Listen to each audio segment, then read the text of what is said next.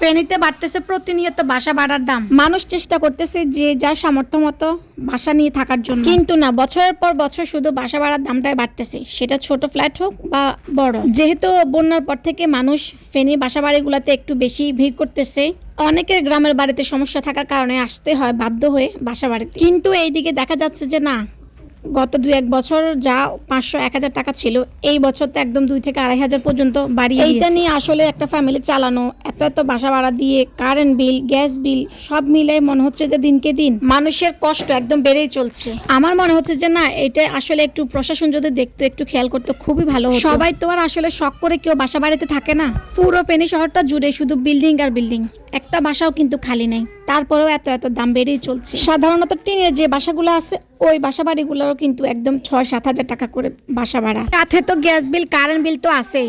বাড়িওয়ালা আপু ভাইয়ার আপনাদেরকে একটু বলতেছি, প্লিজ একটু ক্ষমার দৃষ্টিতে দেখবেন।